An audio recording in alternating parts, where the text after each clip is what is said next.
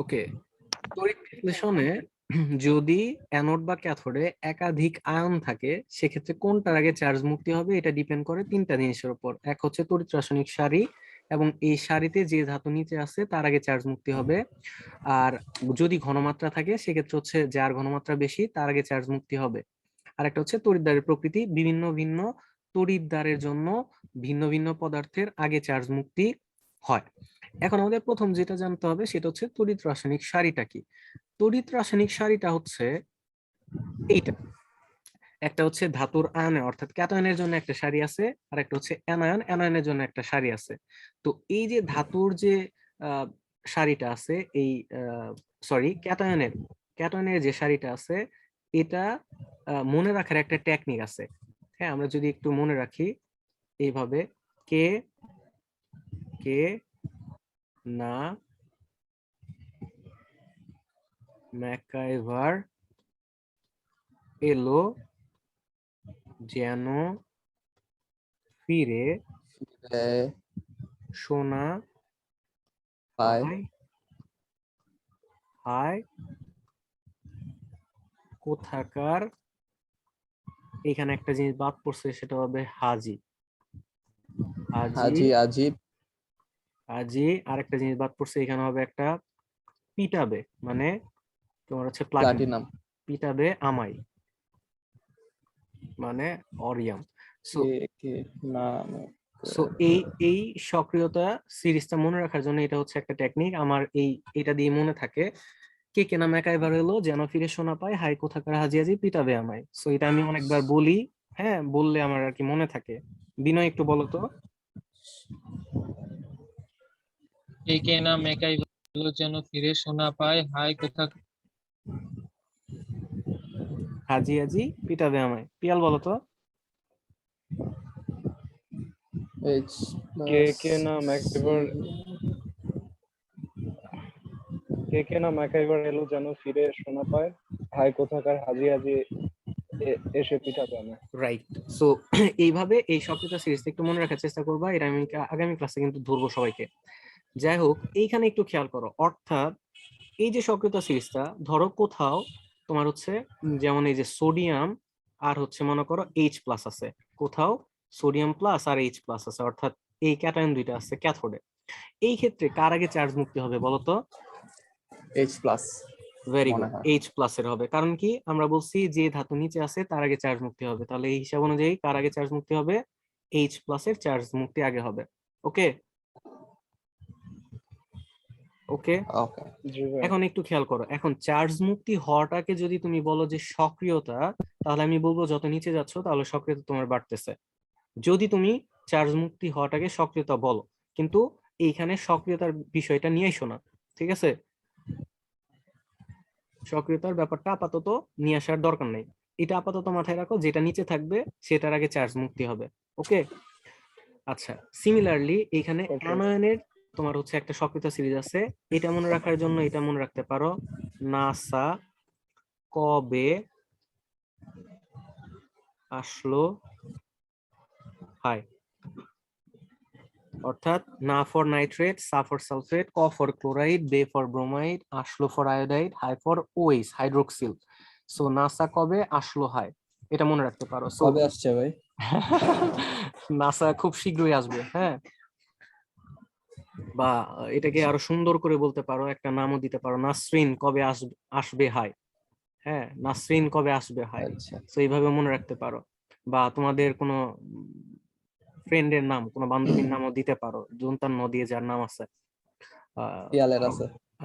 পিয়ালের আছে। ভাই হ্যাঁ, নিপা কবে আসবে হাই, নিশা কবে আসবে হাই।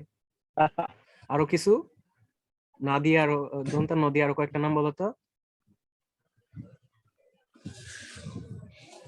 মনে নাই ভাই। তোমরা মেয়েদের চেনো না, আমি বলি, নীলিমা কবে আসবে হাই, নীলা কবে আসবে হাই, নীরা কবে আসবে হাই। যাই হোক, অনেকগুলা কিছু। সো যাই হোক, আলটিমেটলি তোমার হচ্ছে এই সক্রিয়তা সিরিজটা মনে রাখবা। ওকে, তো ধরো কোথাও হচ্ছে তোমার এই গেল, ক্লোরাইড আয়ন গেছে আর হচ্ছে তোমার হাইড্রোক্সিল আয়ন গেল, তাহলে এই দুইটার মধ্যে কার আগে চার্জ মুক্তি হওয়ার কথা? হাইড্রোক্সিল। Hydroxyl ion. কারণ কি, হাইড্রোক্সিল আয়ন হচ্ছে নিচে আছে, ঠিক আছে। আচ্ছা, এটা গেল কিন্তু আমাদের প্রথম শর্ত যেটা ছিল, যে তড়িৎ রাসায়নিক সারি। এখন যদি কোথাও এই 2 নাম্বারটা প্রযোজ্য হয়, সেক্ষেত্রে আমার কিন্তু এই 2 নাম্বারটাও কনসিডারেশনে রাখতে হবে। কনসিডারেশনে রাখতে হবে কি, যার ঘনমাত্রা বেশি তার চার্জ মুক্তি কি হবে, আগে হবে, ঠিক আছে। 1 নাম্বারটা অবশ্যই আমরা দেখবো, দেখার পরে যদি 2 নাম্বারটাও অ্যাপ্লিকেবল হয়, তাহলে আমাদের 2 নাম্বারটাও খেয়াল করতে হবে। জাস্ট একটু মাথায় রাখো, যার ঘনমাত্রা বেশি তার আগে চার্জ মুক্তি হবে। বুঝতে পেরেছো? জি বুঝতে পারছি। আচ্ছা, আমরা যে জায়গাটাতে ছিলাম এই জায়গাটাতে আবার ফেরত আসি। আমরা ছিলাম কোন জায়গায়? ক্যাথোডে এবং অ্যানোডে ছিলাম। ক্যাথোডে কি ছিল? সোডিয়াম প্লাস এবং এইচ প্লাস গেছে, আর অ্যানোডে কে গেছে? ক্লোরাইড এবং ওএইচ গেছে। ওকে, তাহলে একটু আমাকে বলো তো, ক্যাথোডে সোডিয়াম প্লাস এবং এইচ প্লাস এর মধ্যে কার আগে চার্জ মুক্তিটা হবে? H plus. H plus. So H plus কি করবে? একটা ইলেকট্রন গ্রহণ করবে, গ্রহণ করে হাইড্রোজেন পরমাণু হবে, কিন্তু আমরা জানি হাইড্রোজেন দ্বি পরমাণু, তাই 2টা এইচ প্লাস 2টা ইলেকট্রন গ্রহণ করে H2 হিসেবে ক্যাথোডে জমা হবে, বা বুদবুদ আকারে বের হইতে থাকবে ক্যাথোড দিয়ে। বুঝতে পেরেছো? ইয়েস। আচ্ছা, আর অ্যানোড, জি ভাই। অ্যানোডে ক্লোরাইড মাইনাস এবং ওএইচ মাইনাস, এই দুইটার মধ্যে কার আগে চার্জ মুক্তি হবে বলো তো?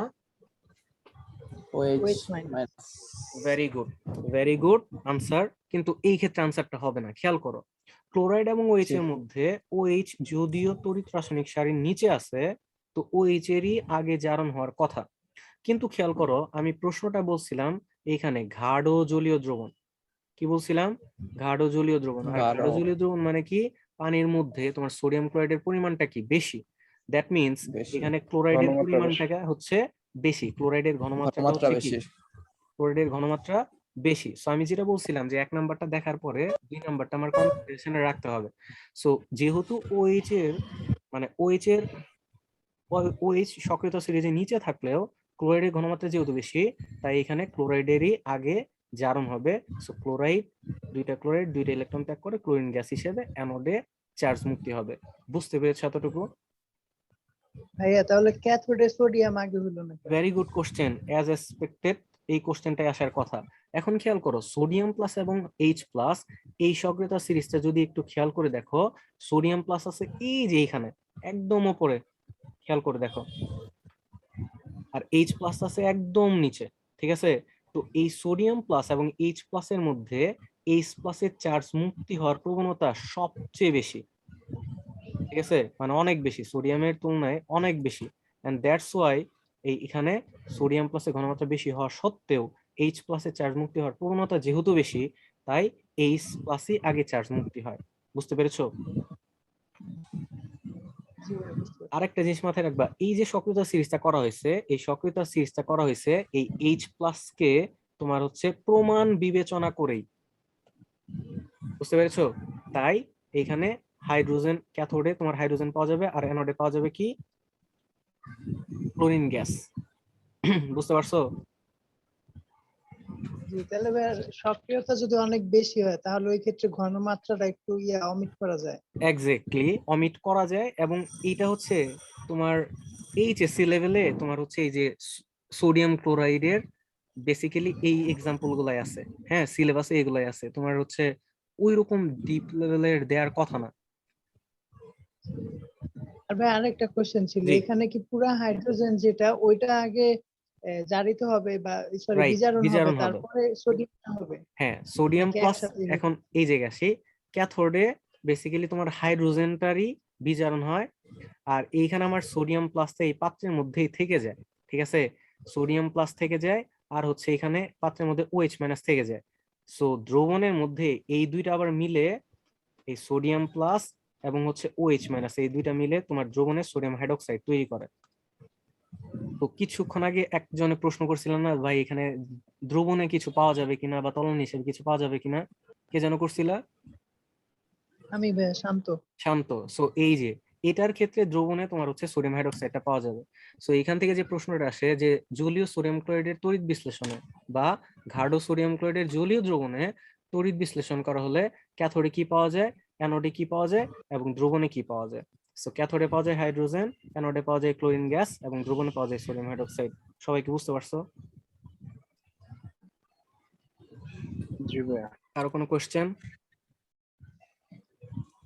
অ্যানোড আর ক্যাথোড কি সবসময় একটা একটা মৌলই খালি ইয়া করবে, জারণ বিজারণ, নাকি হ্যাঁ একের একটাই বেশি? করে, হ্যাঁ একটাই করে, যদিও ওই যে সোডিয়াম প্লাসের কথা বলা খুব অল্প পরিমাণে হইতে পারে, ঠিক আছে, কিন্তু ম্যাক্সিমাম তোমার হাইড্রোজেনই পাওয়া যাবে।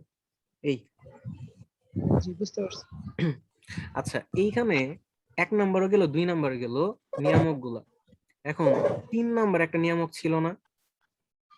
3 নম্বর নিয়ামকটা কি ছিল? যে তড়িৎদ্বারের প্রকৃতি।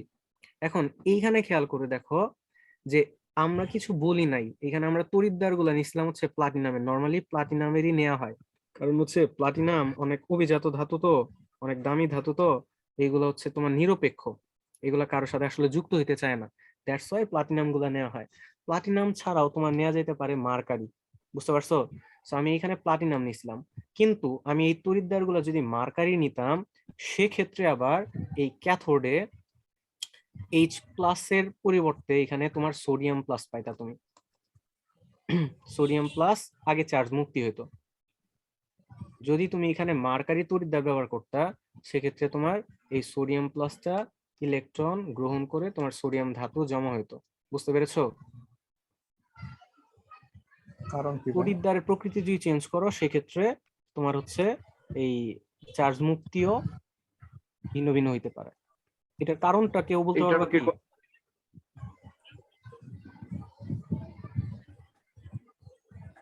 এনিওয়ান? না ভাইয়া।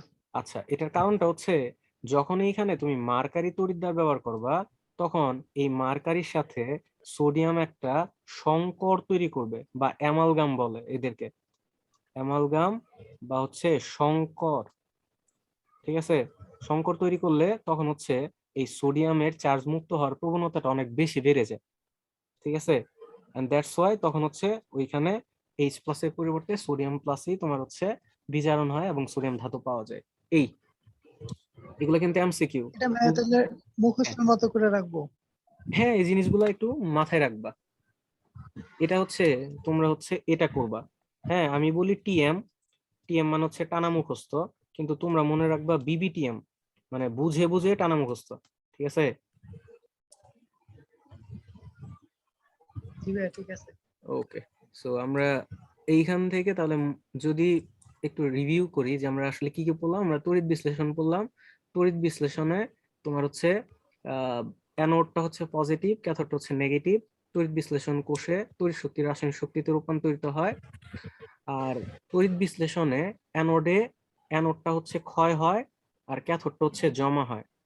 অ্যানোডে ক্ষয় হয় আর ক্যাথোডে কি হয়? জমা হয়। ওকে, ওকে।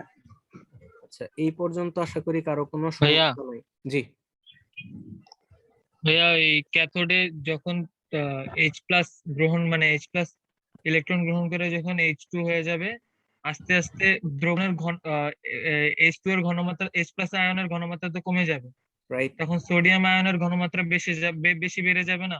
তখন তো ভাই ওই দ্বিতীয় নাম্বার নিয়মে ঘনমাত্রার হিসাবে সোডিয়ামের মানে ঘনমাত্রা এতটাই বেশি হয়ে যেতে পারে যে আমরা ওই H প্লাস এর সক্রিয়তাটা অমিট করতে পারবো না এরকম? নাকি সবসময় পুরোটা H প্লাস হওয়ার পরে ওইটা হইতে পারে বা নাও হইতে পারে? আচ্ছা, আমার প্রশ্নটা ছিল কি জানো, কে আগে চার্জ মুক্তি হবে? হ্যাঁ, কার আগে চার্জ মুক্তি হবে, এটা আমি ছিল টপিকটা ছিল যে তড়িৎ বিশ্লেষণ কোষের অ্যানোড বা ক্যাথোডে কার আগে চার্জ মুক্তি হবে সেটা ডিপেন্ড করে এই 3টা নিয়ামকের উপর, ঠিক আছে? তো এইখানে নিয়মগুলো অনুযায়ী আমার কিন্তু এইচ প্লাসই আগে হচ্ছে।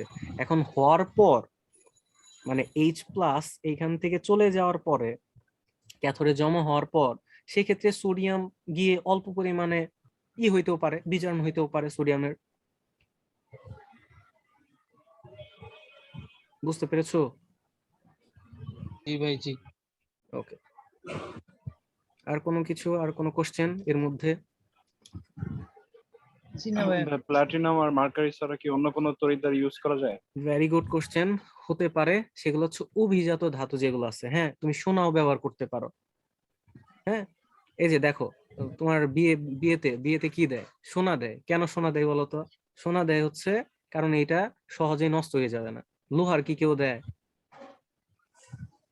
ওই তো ভাই, নিষ্ক্রিয় যেগুলো আছে ওগুলা ইউজ করতে পারবো। নিষ্ক্রিয় মানে যেকোনো। এটা নিষ্ক্রিয় বলবা বলতে আসলে ওই অভিজাত যে যেগুলো, নোবেল অভিজাত মেটাল যেগুলা, নোবেল গ্যাস না, ওইগুলা না, নোবেল নোবেল মেটাল আর ধাতু কি। যেগুলা, নোবেল মেটাল যেগুলা মানে অভিজাত ধাতু যেগুলো আছে। হ্যাঁ, শুধু খেয়াল ধাতু করো। আর কি। জি, মানে হচ্ছে আহ, বিয়েতে মানুষ আগে কি দিত? আগে হচ্ছে রূপা দিত, এরপর হচ্ছে সোনা দেওয়া শুরু করছে, এখন তোমার হচ্ছে দেয়, তোমার হচ্ছে প্লাটিনাম দেয়। হ্যাঁ, প্লাটিনাম দিয়ে বিয়ে করে, এরপরে দেখো ডায়মন্ড দিয়ে বিয়ে করে। তো এগুলো হচ্ছে অভিজাত ধাতু। তো এগুলাই ব্যবহার করা হয় সাধারণত তড়িৎদ্বার হিসেবে। ভাই জিঙ্ক দন্ডও কি ইউজ করে? করতে পারে, কিন্তু এগুলা তো ওই যে মরিচা টরিচা ধরে যায় বা ধাতু তো, এগুলো আবার ভেজাল টেজাল আছে বুঝছো, ব্যবহার করা যেতে পারে। যেমন ব্যবহার করবো আমরা ওইটা আবার অন্য ধরনের কোষে ব্যবহার করা হয়, তড়িৎ বিশ্লেষণ কোষে ব্যবহার করা হয় না, ব্যবহার করা হয় হচ্ছে তোমার তড়িৎ রাসায়নিক কোষে ব্যবহার করা হয়। রাসায়নিক কোষে। ওকে, এর মধ্যে আর কোনো কোশ্চেন নাই? শান্ত শেখ? না ভাইয়া, কোশ্চেন নাই। ওকে, প্রশ্ন নাই, আমরা কি সামনে আগাবো? জি ভাই। Very good. আচ্ছা, আমরা যাব হচ্ছে ফ্যারাডের তড়িৎ বিশ্লেষণের প্রথম সূত্রে যাব। আচ্ছা, এখন কথা হচ্ছে যে এই যে একটু আগে আমরা যেটা বললাম যে তড়িৎ বিশ্লেষণ কোষে কি হয়, অ্যানোডে ক্ষয় হয়, ক্যাথোডে কি হয়? অ্যানোডে কি হয়, ক্যাথোডে কি হয়? অ্যানোডে ক্ষয় হয়, অ্যানোডে ক্যাথোডে ক্ষয় জমা হয়। গুড, অ্যানোডে ক্ষয় হয়, ক্যাথোডে জমা হয়। এখন অ্যানোডে যে ক্ষয় হচ্ছে, ক্যাথোডে যে জমা হচ্ছে, কি পরিমাণ পদার্থ ক্ষয় হচ্ছে, কি পরিমাণ পদার্থ জমা হচ্ছে, এইটা নিয়ে বিজ্ঞানী ফ্যারাডে একটা সূত্র দিছে। এবং উনি বলছে যে তড়িৎ বিশ্লেষণের সময় যে কোনো তড়িৎদ্বারে সংঘটিত রাসায়নিক বিক্রিয়ার ফলে কোনো তড়িৎদ্বারে সঞ্চিত বা দ্রবীভূত, এক কথায় হচ্ছে ওই যে ক্ষয় হচ্ছে বা জমা হচ্ছে, সঞ্চিত বা দ্রবীভূত পদার্থের পরিমাণ প্রবাহিত বিদ্যুতের পরিমাণের সমানুপাতিক। অর্থাৎ যে পরিমাণ পদার্থ জমা হবে বা ক্ষয় হবে, সেটা আমি কি পরিমাণ বিদ্যুৎ প্রবাহিত করতেছি, সেটা প্রবাহিত বিদ্যুতের পরিমাণের সমানুপাতিক। অর্থাৎ যদি অ্যানোডে ডাব্লিউ পরিমাণ পদার্থ ক্ষয় হয় বা ক্যাথোডে তোমার হচ্ছে ডাব্লিউ পরিমাণ পদার্থ জমা হয়, অ্যানোডে ডাব্লিউ পরিমাণ পদার্থ ক্ষয় হয় বা ক্যাথোডে জমাকৃত পদার্থের পরিমাণ যদি হয় ডাব্লিউ, এবং আমি যে বিদ্যুৎ পাস করতেছি সেটা যদি হয় কিউ, কিউ পরিমাণ চার্জ, মানে চার্জ, আমি যে বিদ্যুৎ চার্জ প্রবাহিত করতেছি সেটার পরিমাণ যদি হয় কিউ, তাহলে ফ্যারাডে বলতেছে যে যত বেশি চার্জ তত বেশি পদার্থের ক্ষয় বা জমা হবে। ঠিক আছে, অর্থাৎ W is proportional to Q, অর্থাৎ যত বেশি চিনি তত বেশি মিষ্টি। বিষয়টা বুঝতে পারছো? যত গুড় তত মিষ্টি, অর্থাৎ যত বেশি বুঝতে পরিমাণে পারছি। চার্জ দেওয়া হবে অ্যানোডে ক্ষয়ের পরিমাণ তত হবে, ক্যাথোডে ওই পরিমাণ পদার্থ জমা হবে। এবং এখানে না বলা কথাটা হচ্ছে অ্যানোডে ঠিক যে পরিমাণ পদার্থ ক্ষয় হয়, ক্যাথোডে ঠিক ওই পরিমাণ পদার্থই জমা হয়। বুঝতে পারছো? অ্যানোডে যে পরিমাণ পদার্থ ক্ষয় হয়, ক্যাথোডে ওই পরিমাণ পদার্থই জমা হয়। সো অ্যানোডে ক্ষয়কৃত পদার্থ অথবা ক্যাথোডে জমাকৃত পদার্থের পরিমাণ যদি হয় ডাব্লিউ, আর প্রবাহিত বিদ্যুৎ চার্জ যদি হয় কিউ, তাহলে W is proportional to Q আমরা লিখতে পারি। সো এখানে সমানুপাতিক চিহ্ন তুলে দিলে একটা ধ্রুবক আসে যেটার নাম হচ্ছে জেড, জেড কিউ। সো এখানে W equal to Z Q. আর এখানে পরিচয়গুলো যদি দিয়ে দেই, ডাব্লিউটা কি? ওয়েট না স্যার, হ্যাঁ ঠিক আছে, ওয়েট, অ্যানোডে পরিমাণ না। ক্ষয়কৃত পদার্থের পরিমাণ, পদার্থের পরিমাণ, অথবা কি বলতে পারো ক্যাথোডে জমাকৃত পদার্থের পরিমাণ ডাব্লিউ, এটা হচ্ছে ডাব্লিউ। কিউ হচ্ছে কি? বিদ্যুৎ চার্জ, বিদ্যুৎ চার্জ। আর জেড কি? ফ্যারাডের ধ্রুবক নাকি? রাইট, ফ্যারাডের ধ্রুবক, যেটাকে বলা হয় তড়িৎ রাসায়নিক তুল্যাঙ্ক, তড়িৎ রাসায়নিক তুল্যাঙ্ক। আচ্ছা, ইউনিট গুলা যদি একটু বলি, বলতো ডাব্লিউ, ডাব্লিউ এর ইউনিট কি হবে? গ্রাম। গ্রাম। বিদ্যুৎ চার্জের গ্রাম। ইউনিট কি বলতো? অ্যাম্পায়ার। না, কুলম্ব। বিদ্যুৎ চার্জ কুলম্ব। হ্যাঁ, বিদ্যুৎ চার্জের একক হচ্ছে কুলম্ব। আরেকটা আছে, কেউ বলতে পারবা কি? হার্টজ। না, ফ্যারাডে। হার্টজ হচ্ছে ফ্যারাডে, কম্পাঙ্কের একক, ফ্যারাডে, জুল হচ্ছে কাজের একক বা শক্তির একক, বিদ্যুৎ চার্জের একক হচ্ছে কুলম বা ফ্যারাডে, আর জেড হচ্ছে তড়িৎ রাসায়নিক তুল্যাঙ্ক। তড়িৎ রাসায়নিক তুল্যাঙ্ক সম্পর্কে একটু পরে ডিটেলস আলোচনা করব। তাহলে এখানে একটু খেয়াল করো তো, কিউ ইকুয়ালস টু আমরা কি জানি, আইটি জানি না? হুম, জানো কি না এই সূত্রটা? সবাই জানো? কে জানো না? কে জানো না কিউ ইকুয়ালস টু আইটি? ভাইয়া আমি ভুলে গেছি। আচ্ছা আমি একটু বলে দেই, আই হচ্ছে এখানে বিদ্যুৎ, I equals to Q by T. I হচ্ছে কি? কারেন্ট, আই হচ্ছে কারেন্ট, আর টি হচ্ছে সময়, টি হচ্ছে টাইম। তাহলে একটু খেয়াল করো, এই যে টি যদি হয় 1 সেকেন্ড, হ্যাঁ, তাহলে আই ইকুয়ালস টু কিউ। তার মানে হচ্ছে 1 সেকেন্ডে কোনো একটা তারের মধ্য দিয়ে যে পরিমাণ বিদ্যুৎ চার্জ যায় তাকেই বলা হয় কারেন্ট, আই। তো এইখান থেকে লেখা যায় কিউ ইকুয়ালস টু আইটি, বুঝতে পারছো? সো ডাব্লিউ ইকুয়াল টু লেখা যায় জেড আই টি। সবাই কি বুঝছো? জি ভাইয়া। W equal to Z I T, W equal to Z I T, এটা কি সবাই বুঝছো? জি ভাইয়া। আচ্ছা, W equal to Z I T. আচ্ছা কি বললাম একটু আগে? জেড, জেডটা হচ্ছে কি? তড়িৎ রাসায়নিক তুল্যাঙ্ক। জেড কি? তড়িৎ রাসায়নিক তুল্যাঙ্ক। জেড হচ্ছে তড়িৎ রাসায়নিক তুল্যাঙ্ক। এখন তড়িৎ রাসায়নিক তুল্যাঙ্কের একটু পরিচয় দেই। এখানে একটু পড়ো তো, বিনয়, বিনয় পড়ো তো, তড়িৎ রাসায়নিক তুল্যাঙ্কের ডেফিনেশনটা কি লেখা আছে? তড়িৎ বিশ্লেষণের সময় 1 কুলম্ব বিদ্যুৎ প্রবাহের ফলে কোনো পদার্থের যত পরিমাণ অ্যানোডে দ্রবীভূত বা ক্যাথোডে সঞ্চিত হয় তাকে সেই পদার্থের তড়িৎ রাসায়নিক তুল্যাঙ্ক বলা হয়। গুড। আমরা একটু আবার পেছনে থেকে ঘুরে আসি। সেটা হচ্ছে এইখানে দেখো তো, ডাব্লিউ, ডাব্লিউ ইকুয়াল টু কি লেখা আছে? জেড কিউ লেখা আছে না? সো জেড ইকুয়ালস টু কি? W by Q. দেখো আমি কখনো ডেফিনেশন মুখস্থ করতাম না, চেষ্টা করতাম হচ্ছে বুঝে নিজের মতো করে ডেফিনেশনটা লিখার। এটার একটা উপায় আছে, সেটা হচ্ছে জেড ইকুয়ালস টু কি? জেড ইকুয়ালস হচ্ছে ডাব্লিউ বাই কিউ। তাহলে এইখানে ইফ কিউ ইকুয়ালস টু 1, আর কিউ কি বলতো? কিউ হচ্ছে বিদ্যুৎ চার্জ, বিদ্যুৎ চার্জের একক কি? কুলম না? So if Q equals to 1 coulomb হয়, তাহলে জেড ইকুয়ালস টু কি লেখা যায়? ডাব্লিউ লেখা যায়। লেখা যায় কিনা বলো? জি ভাইয়া। তাহলে এখান থেকে ডেফিনেশন দাও, ডাব্লিউটা কি ছিল একটু বলো তো? ডাব্লিউ, ডাব্লিউ কি ছিল? অ্যানোডে ক্ষয়কৃত পদার্থের পরিমাণ বা ক্যাথোডে জমাকৃত পদার্থের পরিমাণ। তাহলে খেয়াল করো, কোনো একটা তড়িৎ বিশ্লেষণ কোষের মধ্য দিয়ে যদি 1 কুলম বিদ্যুৎ চার্জ প্রবাহিত করা হয়, তাহলে অ্যানোডে কি পরিমাণ পদার্থ ক্ষয় হয় বা ক্যাথোডে যে পরিমাণ পদার্থ জমা হয় তাকেই বলা হয় তড়িৎ রাসায়নিক তুল্যাঙ্ক। ডেফিনেশন বুঝছো? জি ভাইয়া। তড়িৎ বিশ্লেষণ কোষের 1 কুলম্ব, তড়িৎ বিশ্লেষণ কোষে 1 কুলম্ব বিদ্যুৎ চার্জ প্রবাহিত করার ফলে অ্যানোডে যে পরিমাণ পদার্থ ক্ষয় হয় অথবা ক্যাথোডে যে পরিমাণ পদার্থ জমা হয় তাকে বলা হয় তড়িৎ রাসায়নিক তুল্যাঙ্ক। বোঝা গেল ডেফিনেশন? আচ্ছা, তো তড়িৎ রাসায়নিক তুল্যাঙ্ক এটাকে জেড দিয়ে প্রকাশ করা হয়। জেড, জেড এর ইকুয়েশন হচ্ছে এইটা, একদম মুখস্থ করে ফেলবা, বিবিটিএম। কি বলছে? মৌলের তড়িৎ রাসায়নিক তুল্যাঙ্ক জেড, জেড ইকুয়ালস টু কি বলো তো? বলো, শান্ত শেখ বলো।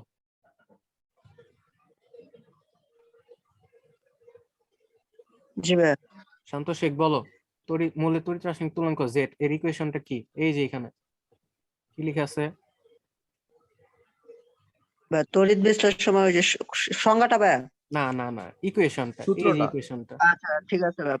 এটা হবে পারমাণবিক ভর ডিভাইডেড বাই যোজনী ইনটু 964373 কুলম্ব। আচ্ছা এটা একটু বলে দেই, 1 ফ্যারাডে, 1 ফ্যারাডে মানে হচ্ছে 96,473 কুলম। এটা একটু মাথায় রাখবা, ঠিক আছে? 1 ফ্যারাডে মানে কত? 96,473 কুলম। কিন্তু 1 ফ্যারাডে সমান সমান সুবিধার জন্য তোমার লেখা হয় 96,500 কুলম, 96,500 কুলম। সো এখানে তোমরা 96,500 লিখতে পারো। ওকে, তাহলে মৌলের তড়িৎ রাসায়নিক তুল্যাঙ্ক জেড, জেড ইকুয়ালস টু কি? পারমাণবিক ভর ডিভাইডেড বাই যোজনী ইনটু 96,500 কুলম। ওকে, করা যাবে? জি ভাইয়া। আচ্ছা যেমন দেখো, আমি যদি হচ্ছে তোমার যেমন এই যে এই ম্যাথটাই ধরো করতাম, এইখানে যেমন ক্যাথোডে, ক্যাথোডে কে জমা হয়েছে? সোডিয়াম না? So, আমি যদি বলতাম সোডিয়ামের জেড বের করো, সোডিয়ামের তড়িৎ রাসায়নিক তুল্যাঙ্ক বের করো, মানে ক্যাথোডেই তো জমা হচ্ছে তাই না? সোডিয়াম তো জমা হচ্ছে। সো সোডিয়ামের জন্য জেড যদি বের করতে বলা হতো তাহলে আমরা কিভাবে করতাম বলো তো? সূত্রটা কি ছিল? বলো, রিফাত বলো। পারমাণবিক ভর, রাইট, সোডিয়ামের পারমাণবিক ভর কত? 23 ডিভাইডেড বাই যোজনী, যোজনী কত? 1 ইনটু 96,500 কুলম্ব, বুঝতে পারছো? 96,500। সো এইখানে ক্যালকুলেশন করলে যা আসবে সেটাই হচ্ছে সোডিয়ামের তড়িৎ রাসায়নিক তুল্যাঙ্কের মান। ক্লিয়ার? ক্লিয়ার কিনা সবাই? জি ভাইয়া। সবাই ক্লিয়ার? আচ্ছা, এখন আমরা জেড এর একটু ইউনিটটা সম্পর্কে জেনে আসবো। জেড জেড এর জেড জেড ইকুয়ালস টু কি? Z equals to W divided by Q. তাহলে ডাব্লিউ এর ইউনিট কি বলতো? গ্রাম। গ্রাম। আর কিউ কিউ এর ইউনিট কি বলতো? কুলম। কুলম। তাহলে জেড এর ইউনিট কি? গ্রাম পার কুলম, বুঝতে পারছো? জি ভাই। তাহলে এই যে আমরা যে সোডিয়ামের জন্য ম্যাথ করলাম, তাহলে এখানে ক্যালকুলেশন করলে আসবে এত গ্রাম পার কুলম, বুঝতে পেরেছো? জি ভাই। আচ্ছা, ঠিক সিমিলারলি এখানে কিছু এক্সাম্পল দেয়া আছে, যেমন সিলভারের তড়িৎ রাসায়নিক তুল্যাঙ্কের মান হচ্ছে এত এত গ্রাম পার কুলম। এটা কিভাবে আসছে বলতে পারবা কেউ? সিলভারের পারমাণবিক ভর কত? 108 না, ভেরি গুড, এর নাম্বার 108, নাই। Very good. যোজনী হচ্ছে 1, 96,500 কুলম। সো এটা যদি ক্যালকুলেশন করো দেখবা এইটাই আসবে। হাইড্রোজেনের তড়িৎ রাসায়নিক তুল্যাঙ্ক সিমিলার, 1 ডিভাইডেড বাই 96,500 কুলম্ব। পারা যাবে? জি ভাই। ওকে। সো তড়িৎ রাসায়নিক ভাই এই তুল্যাঙ্কের যে কুলম COUL লিখতে হবে? এটা লিখলেও হবে, বাস শুধু সি দিয়েও ইনভার্স দিলেও হবে, অথবা পুরোটা লিখলেও হবে। আচ্ছা, তড়িৎ রাসায়নিক তুল্যাঙ্কের সাথে রিলেটেড আরেকটা ডেফিনেশন আছে, আরেকটা ইউনিট আছে, সেটা হচ্ছে রাসায়নিক তুল্যাঙ্ক। রাসায়নিক তুল্যাঙ্কটা কি? রাসায়নিক তুল্যাঙ্কটা হচ্ছে, এটাকে সাধারণত ই দিয়ে প্রকাশ করা হয়।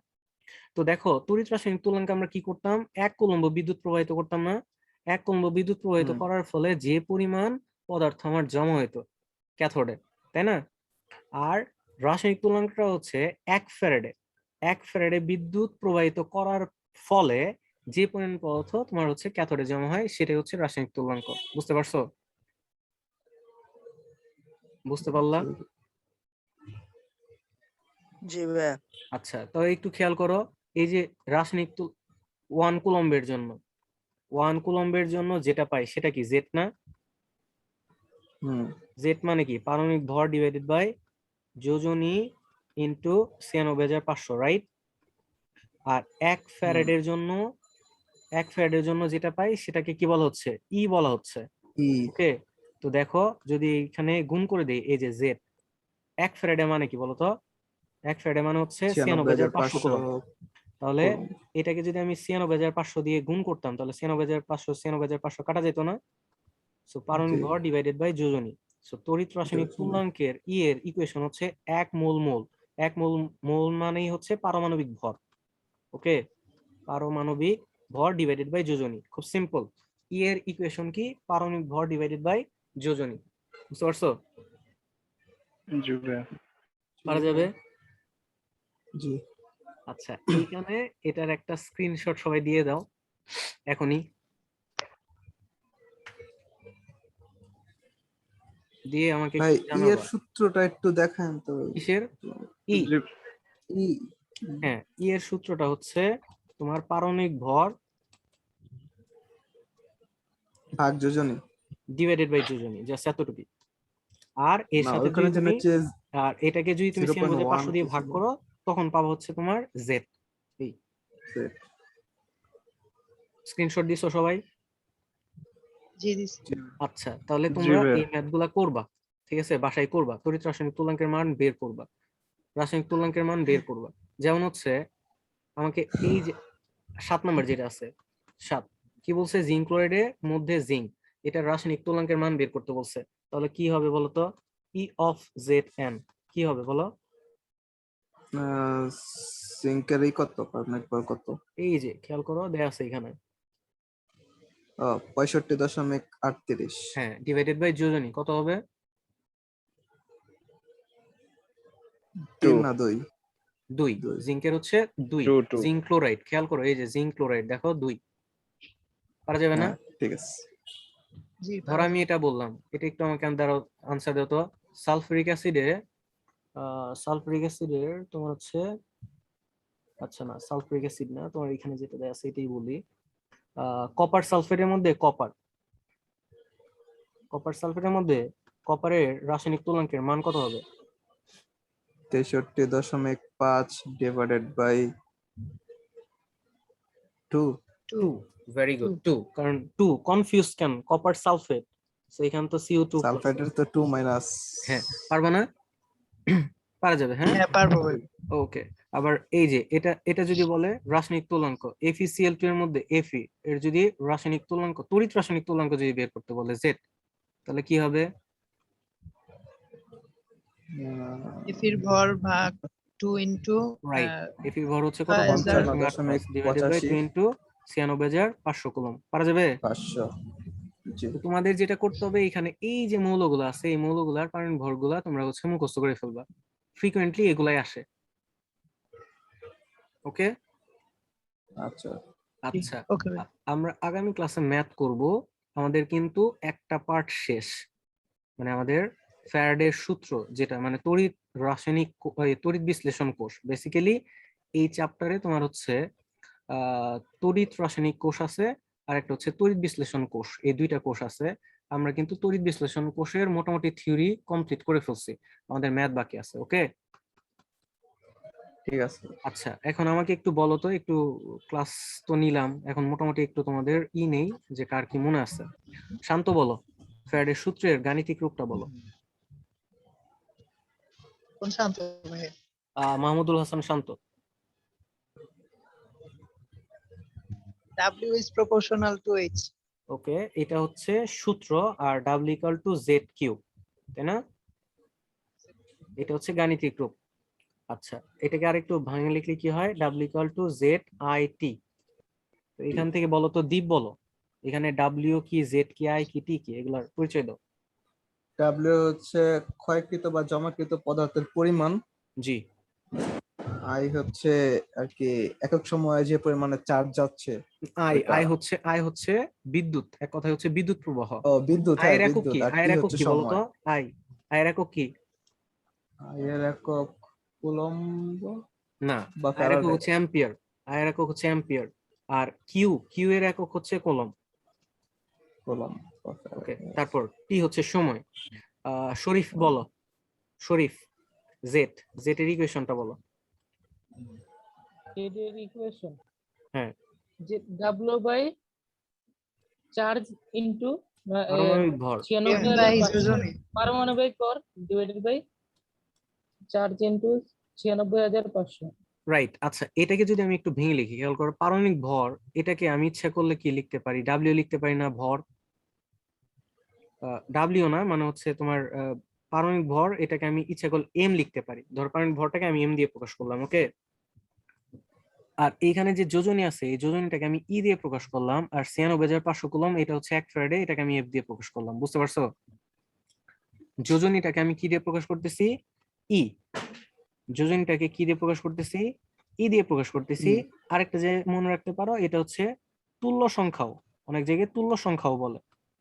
দুইটাই মনে রাখবা, ই হচ্ছে যোজনী বা তুল্য সংখ্যা, আমি এখানে যোজনী বোঝাচ্ছি। ওকে, আর এফ দিয়ে বোঝাচ্ছি 96,500 কুলম্ব। পারমাণবিক ভরকে বোঝাচ্ছি কি? এম দিয়ে। তাহলে একটু খেয়াল করে দেখো তো, W=Z এর জায়গায় যদি আমি বসাই M E F I T, তাহলে এখানে কি আমি ইচ্ছা করলে W= কি লিখতে পারি? MIT, এই ক্যাপিটাল আই দিই তাহলে বুঝতে সুবিধা হবে। MIT বা EF, এটা কি পারি কিনা লিখতে, বলো তো? আচ্ছা, লিখতে পারি। তাহলে এই সূত্রটা একদম ঠুটস্থ করে ফেলো। এই সূত্রটা দিয়ে আমি হচ্ছে তড়িৎ বিশ্লেষণের যত ম্যাথ আছে সবগুলা করতে পারবো।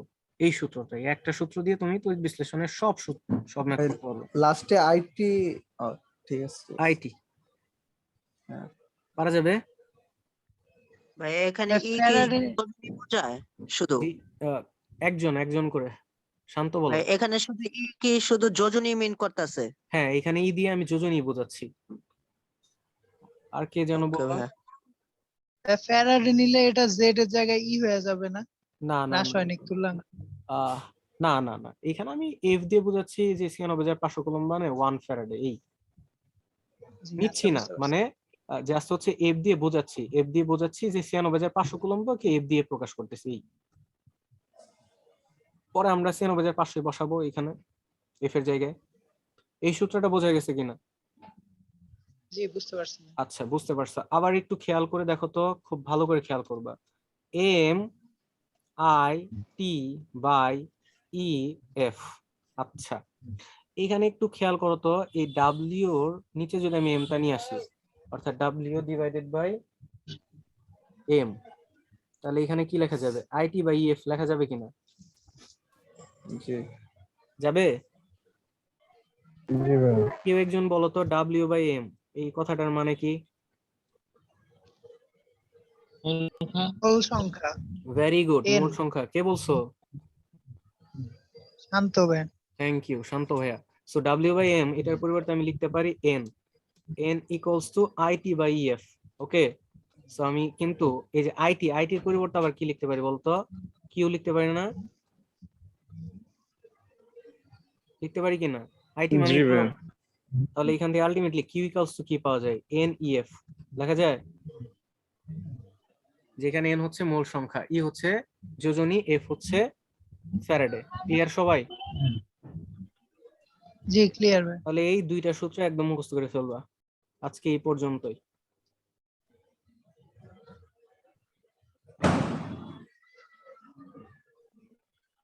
আচ্ছা।